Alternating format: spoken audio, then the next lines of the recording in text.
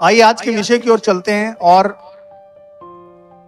Bible में ये सच है कि हमारे सारे अपराधों को, पापों को यीशु मसीह के द्वारा माफ कर दिया गया।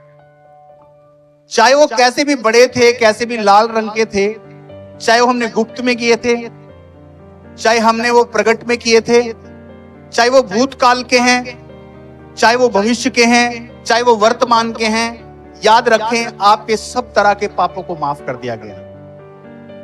पिछले भी जो आपने किए हैं उनको भी माफ कर दिया गया यीशु के द्वारा, जो आप कर रहे हैं उनको भी माफ कर दिया गया यीशु मसीह के द्वारा, और जो आप करेंगे उनको भी माफ कर दिए गए यीशु के द्वारा। उसका मतलब आपका पक्का है 100% कि आप परमेश्वर की महिमा में प्रवेश करेंगे और परमेश्वर के राज्य को जरूर देखेंगे, क्योंकि यीशु मसीह ने आपके गुनाह, आपके पापों की सजा को अपने ऊपर ले लिया।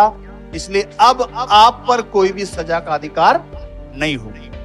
लेकिन अगर परमेश्वर ने हमारे पापों को माफ कर दिया है, भूतकाल के भी, जो भविष्य काल के भी, या जो वर्तमान में हम कर रहे हैं, तो उसका मतलब ये बिल्कुल भी नहीं है कि आप अपना जो जीवन है वो पाप में गुजारें या आप पाप करें इस वजह से कि यीशु मसीह तो है और उसने हमारे सारे पापों को क्षमा कर दिया।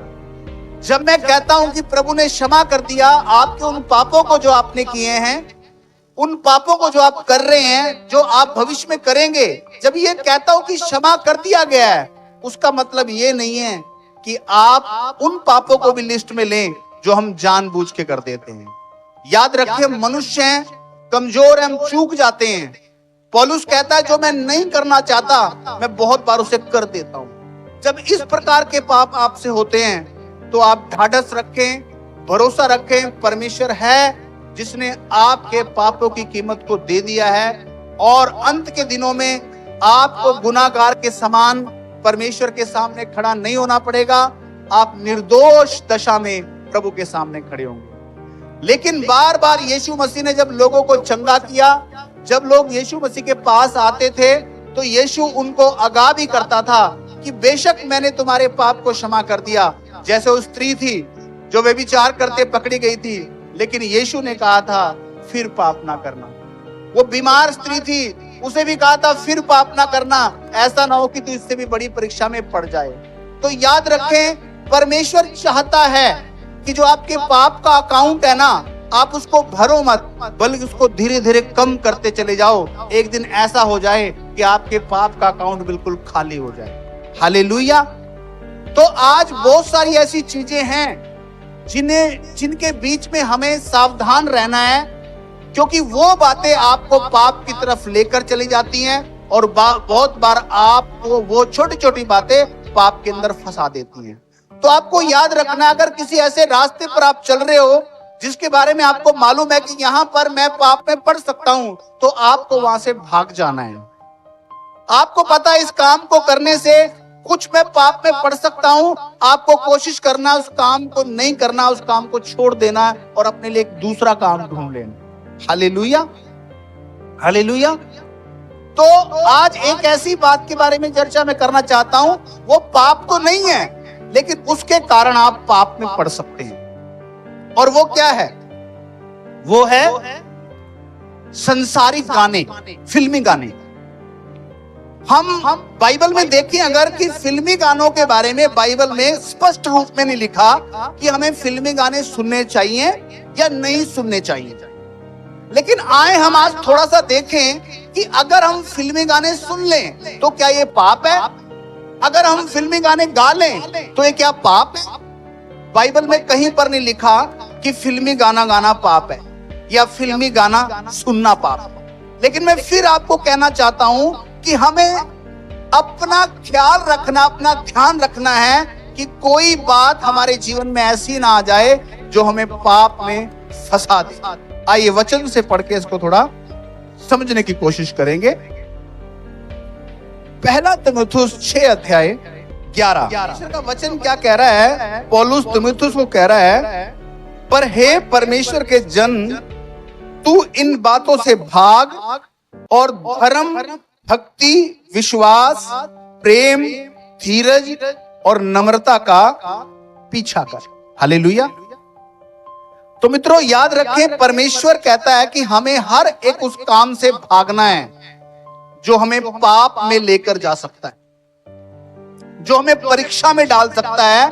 हमें उन लोगों से भागना, उन संगति से भागना है, उन चीजों से भागना है जो हमें गलत जगह पर पाप में फंसा सकते हैं। अब पौलुस तीमुथियुस को क्यों कह रहा है? क्योंकि पौलुस एक जवान व्यक्ति है और एक जवान व्यक्ति के अंदर बहुत सारी अभिलाषाएं आ सकती हैं। तो पौलुस कह रहा है कि अगर कोई ऐसी जगह है जो तुझे अभिलाषा की तरफ लेकर जाती है तो तुझे क्या करना है? वहां से भागना है। और क्या करना है? धर्म, भक्ति और विश्वास का पीछा करना। हालेलुया। क्या कह रहा है पौलुस? वहां से भाग जाना है। जैसा कि भजन संहिता में लिखा है कि जो धर्मी जन है वो ठट्ठा करने वालों की मंडली में नहीं बैठता। हालेलुया। बल्कि वो तो क्या करता है? परमेश्वर की व्यवस्था से खुश होता है, प्रसन्न होता है। तो यहां पर पौलुस कह रहा है कि हमें ऐसी चीजों से भागना है जो हमें पाप में फंसा सकती हैं, यूसुफ की तरह। जब यूसुफ के साथ पोतीफर की पत्नी ने व्यभिचार करने की कोशिश की तो बाइबल बताती है अपना कपड़ा छोड़ के वहां से भाग गया। आपको भी उन कामों से परहेज करना पड़ेगा, दूर रहना पड़ेगा जो आपको पाप में डाल सकते हैं। इफिसियों 5 अध्याय, हाँ जी कोई पढ़ दीजिए, 5 की 19। यहां पर लिखा है कि क्या करते रहो? आत्मिक भजन, गीत और कीर्तन करते रहो आपस में। लेकिन आप ये सोचें कि अगर आप फिल्मी गाना गा रहे हैं तो क्या उस गाने के द्वारा प्रभु से बातचीत कर सकते हो? आप जब फिल्मी गाना गा रहे हो तो आप कभी भी प्रभु से बातचीत नहीं कर सकते। इसे दोबारा पढ़ना जरा।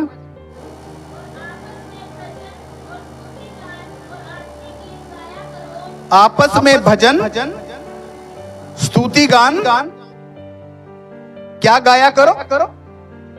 देखिए यहां फिल्मी गाना गाने के लिए मना नहीं किया हुआ, लेकिन कहा हुआ गाना क्या है हमें?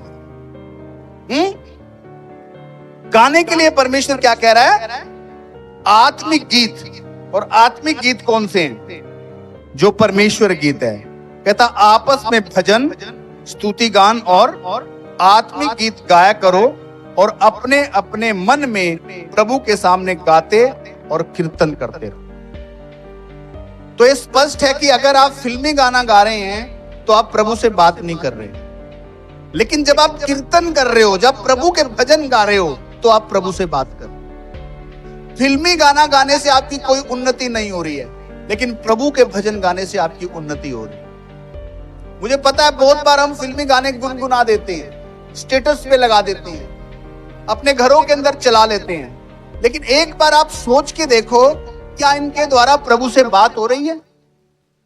अगर उनके द्वारा प्रभु से बात ही नहीं हो रही आपकी, तो उसका मतलब है कि आप संसारिक चीजों के अंदर फंसने की आपकी शुरुआत हो चुकी है। तो इसलिए यहां पर परमेश्वर का वचन कहता है कि हमें इससे स्पष्ट रहना है। पहला यूहन्ना 2 अध्याय,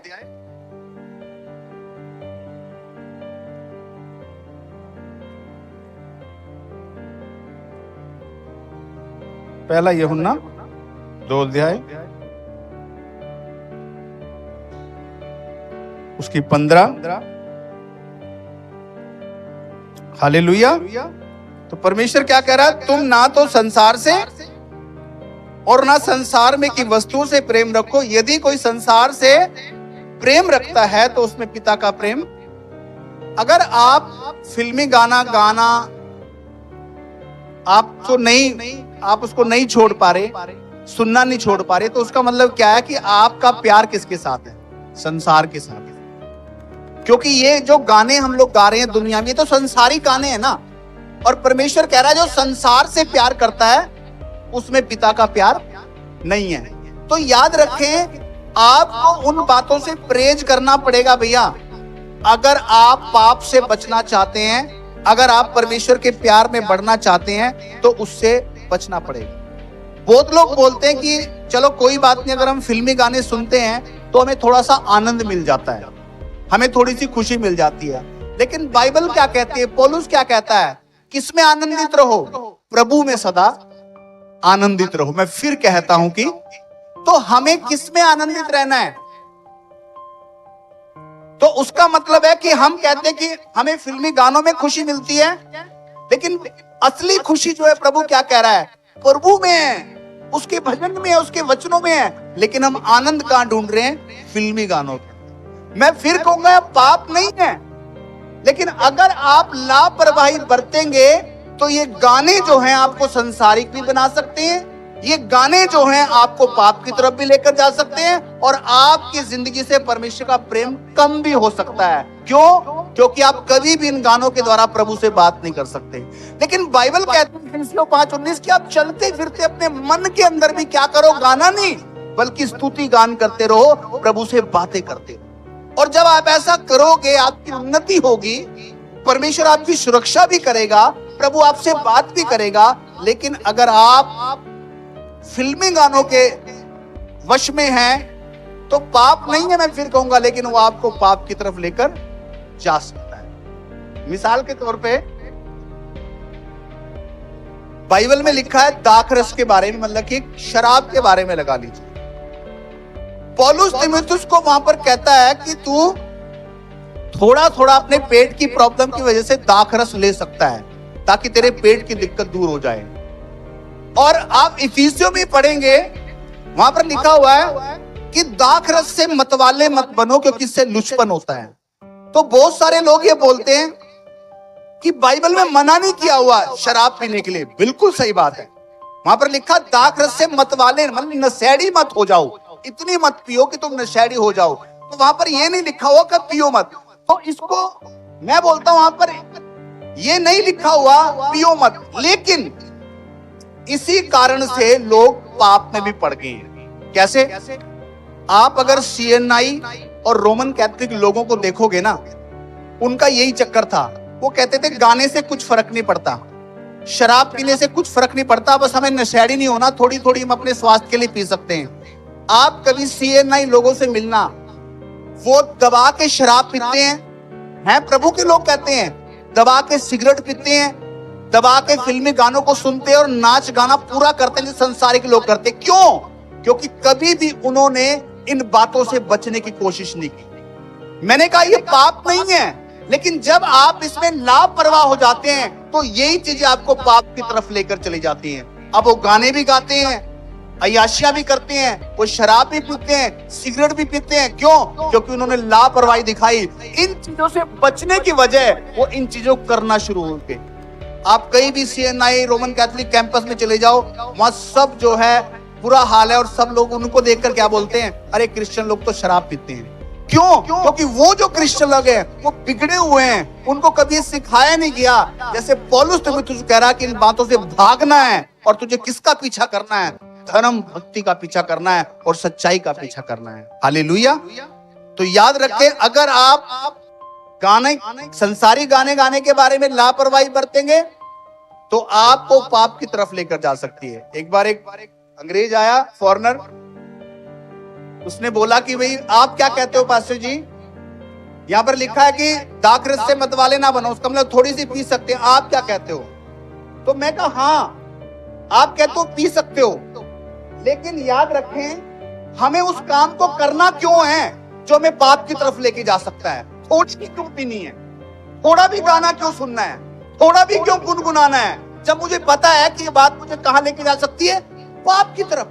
मुझे उस काम को करना ही क्यों है जिसके बारे में मुझे पता है वो पाप नहीं है, लेकिन वो मुझे पाप की तरफ लेके जा सकता है। इसलिए मित्रों, आज मैं आपको कहना चाहता हूं, अगर आप आत्मिक क्षेत्र में बढ़ना चाहते हैं, प्रभु के प्यार में बढ़ना चाहते हैं, तो आपको तीमुथियुस के समान इन छोटी छोटी बातों से, जो आपको लगता है कोई बात नहीं, दुनिया एंजॉय कर लो, लेकिन वो एंजॉय आपको पाप की तरफ लेकर जा सकता है। इसलिए मैं घरों के अंदर,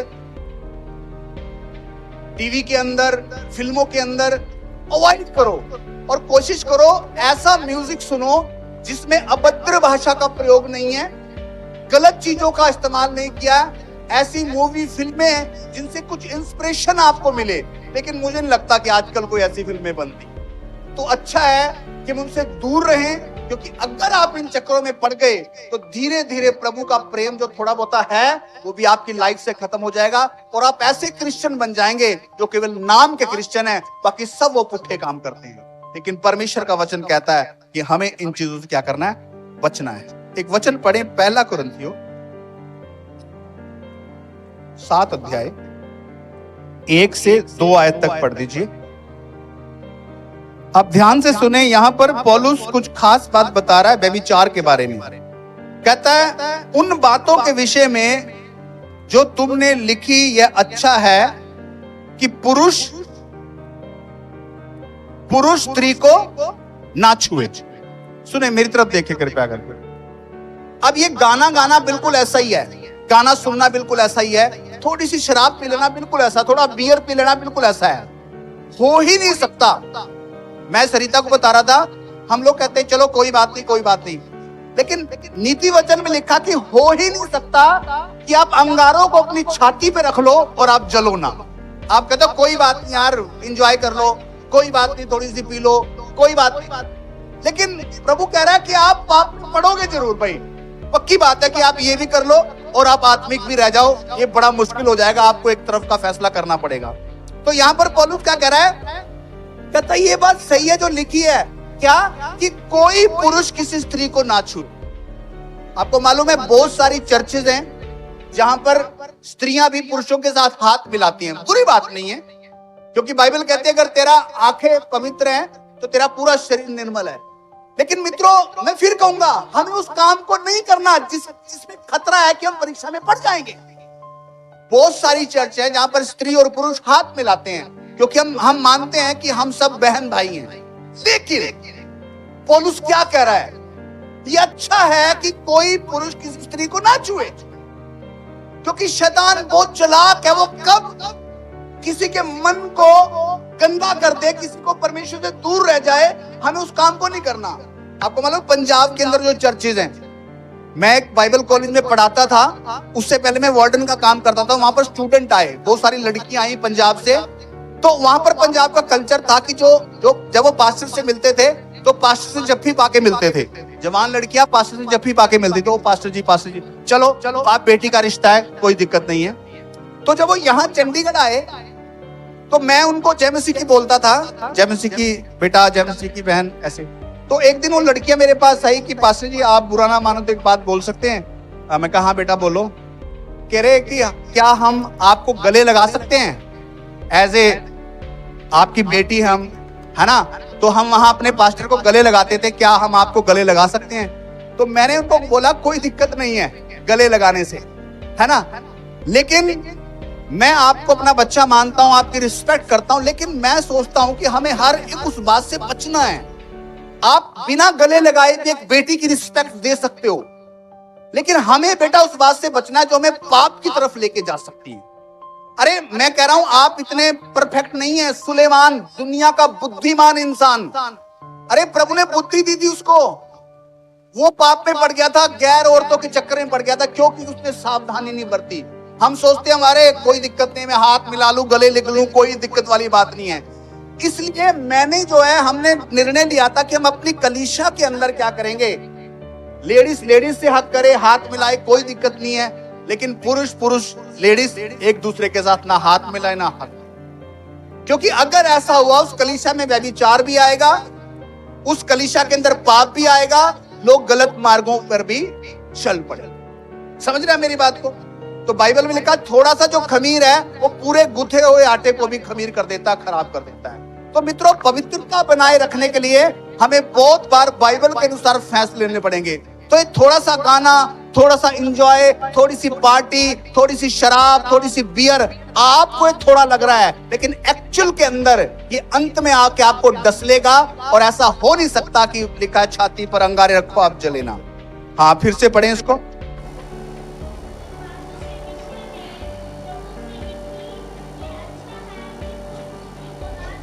पुरुष स्त्री को ना छुए, हाँ, लेकिन कहता व्यभिचार के डर से हर एक पुरुष की पत्नी और हर एक स्त्री का पति। हालेलुया। तो यहां पर पौलुस क्या बताना चाह रहा है कि व्यभिचार का डर है। अगर कोई पुरुष किसी स्त्री को छुए, कोई स्त्री किसी पुरुष को छुए तो व्यभिचार का डर है, ऐसे हालात बनेंगे और वो आपको पाप की तरफ लेकर जाएंगे। तो मित्रों याद रखें, विवाह इसलिए बनाया गया, कहता है इसलिए हर एक पुरुष की पत्नी हो और पत्नी का पति हो। वो एक दूसरे को छू रहे हैं क्योंकि उनमें व्यभिचार नहीं है। हालेलुया। एक वचन और पढ़ेंगे हम लोग, फिर समाप्त करेंगे। पहला कुरिन्थियों 10 अध्याय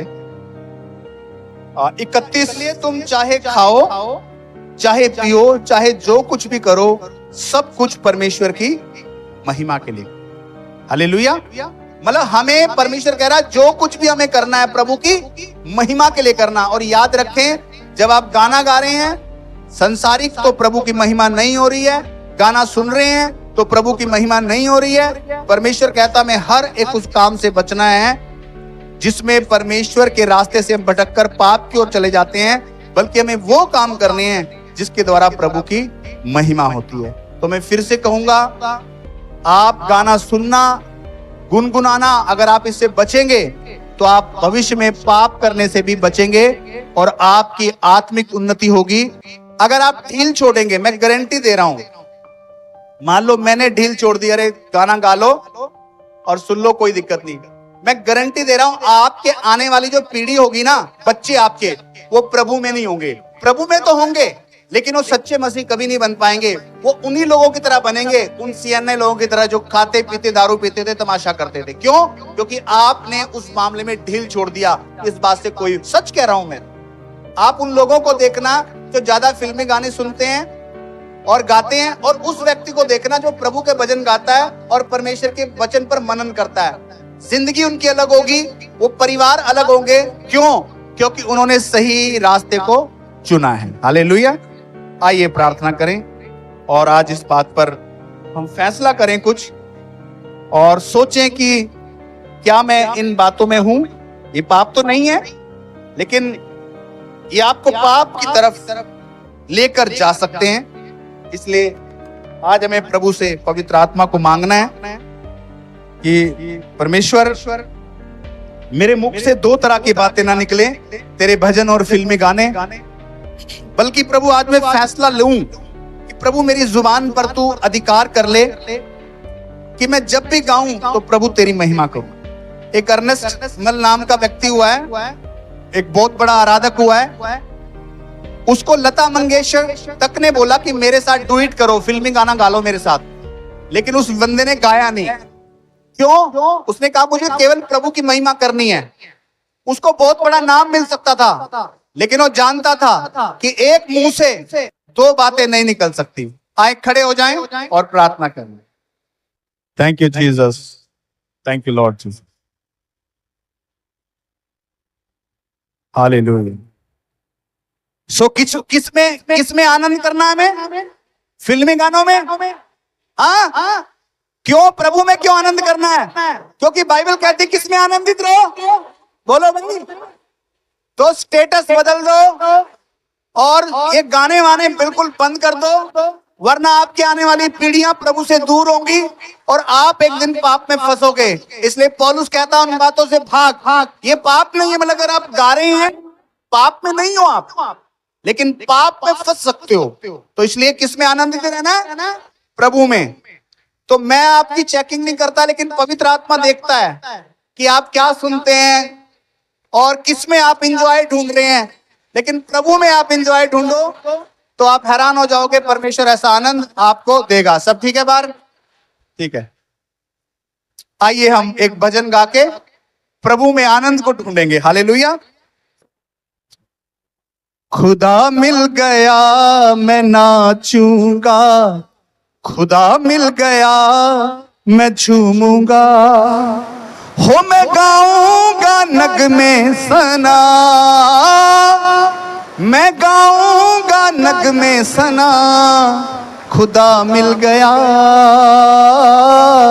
खुदा मिल गया। सभी कहेंगे खुदा मिल गया मैं नाचूंगा, खुदा मिल गया मैं झूमूंगा, खुदा मिल। आपकी आवाज नहीं आ रही है?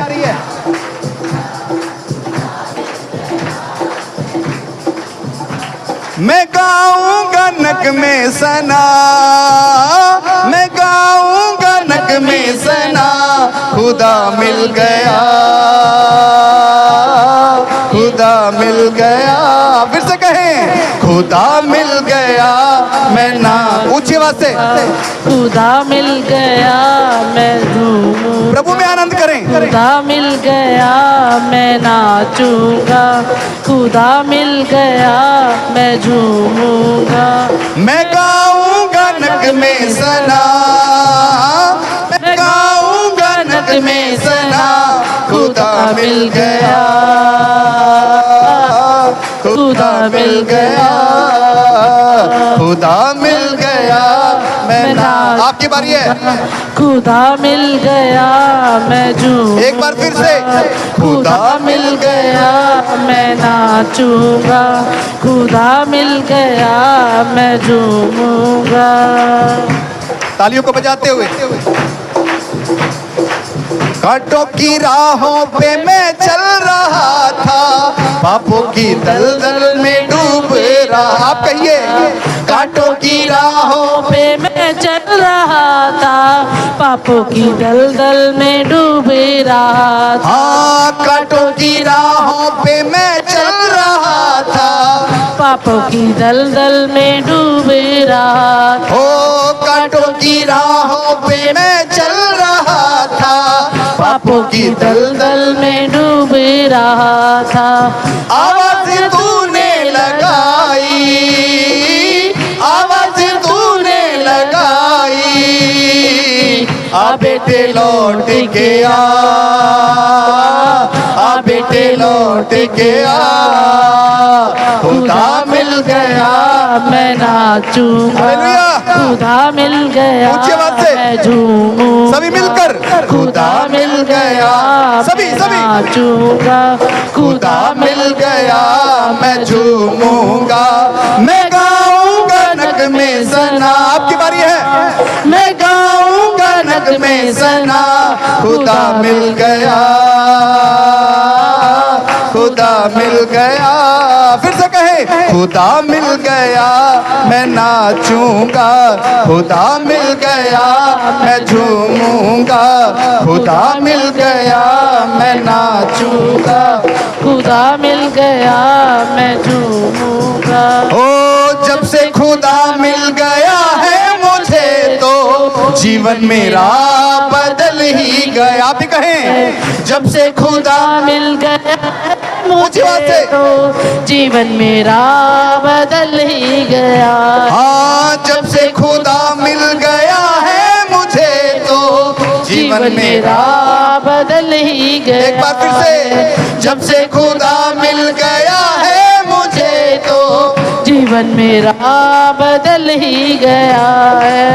उसमें बढ़ता मैं जाऊं, उसमें बढ़ता मैं जाऊं, जाके सबको सुनाऊं, मुझको खुदा मिल गया। फिर से कहे, खुदा मिल गया मैं नाचूं, ऊंची आवाज से, खुदा मिल गया तालियों के साथ, झूमूंगा, खुदा मिल गया मैं नाचूंगा, खुदा मिल गया मैं झूमूंगा।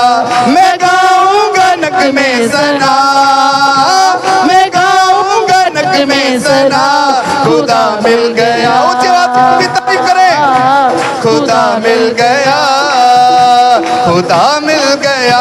ऊंची आवाज से, अपने मुंह को खोल के खुदा मिल तालियां बजाते गया हुए, मैं सभी झूमूंगा, सब, खुदा मिल गया मैं नाचूंगा, Praise the Lord. खुदा मिल गया मैं हालेलुया। झूमूंगा, खुदा मिल गया मैं नाचूंगा, खुदा मिल गया मैं झूमूंगा, खुदा मिल गया मैं नाचूंगा, खुदा मिल गया मैं झूमूंगा, खुदा मिल गया मैं नाचूंगा, खुदा मिल गया मैं झूमूंगा। हो मैं गाऊंगा नगमे सना, मैं गाऊंगा नगमे सना, खुदा मिल गया, खुदा मिल गया। हाँ मेरे परमेश्वर, जबकि तू हमें मिल गया है, तो हमें और क्या चीज चाहिए प्रभु? हमारा आनंद, हमारा दृढ़ गढ़ आप है परमेश्वर पिता। प्रभु हमें वो खुशी संसार में नहीं बल्कि आप में मिलती है, क्योंकि आपने कहा प्रभु में सदा आनंदित रहो। यीशु मसीह जी, आप हमें वो आनंद देते हैं जो कोई नहीं दे सकता मेरे खुदावंद यीशु, क्योंकि आपका आनंद सदैव हमारी जिंदगी से उमड़ता रहता है। प्रभु आज जो वचन हमने सुना मेरे परमेश्वर, उसे मनन करें और हर एक उस बात से दूर रहें जिसके कारण हम पाप की तरफ जा सकते हैं परमेश्वर। इसलिए आज हम यहाँ से निर्णय के साथ जाएं, प्रभु अपने मुंह को शुद्ध करें और हर एक ऐसे संसारी गानों से बचें जो हमें पाप की तरफ लेकर जा सकती हैं, बल्कि जैसा फीसियों का लेखक कहता है, ओ हम स्तुति गान अपने अपने मन में कीर्तन करते रहें, तेरी महिमा करते रहें। प्रभु जी यीशु, पहले ही हमारे जीवन में बहुत सारे पाप हैं, तो हम पापों की गिनती को बढ़ाएं ना, उन पापों को इकट्ठा ना करें, बल्कि उन पापों को कम करें और धीरे धीरे हम सिद्धता की ओर बढ़ते चले जाएं। धीरे धीरे उन सारी धूल को अपने ऊपर से हम झाड़ दें जो हमें मसीह से दूर करती हैं। परमेश्वर पिता, आज हम निर्णय लेकर जाएं ओ खुदावंद कि हमें तमाम उन बातों से बचाना मेरे प्रभु जो हमें पाप की तरफ करती हैं और हमारे पाप के अकाउंट को भरती है मेरे प्रभु, बल्कि हम प्रभु इन पापों से अपने आप को अलग कर सकें, भाग सकें, ऐसी बुद्धि हमें देना प्रभु।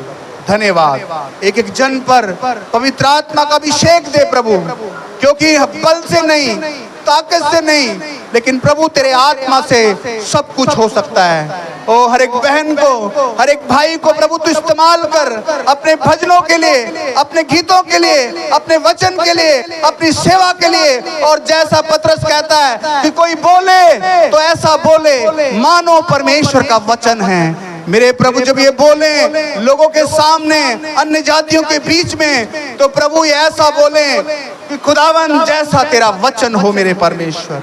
ओ प्रभु, इसलिए तेरा वचन कहता है तुम संसार के जैसे मत बनो, बल्कि तुम्हारी बुद्धि के नए हो जाने से तुम्हारा चाल चलन भी बदलता चला जाए।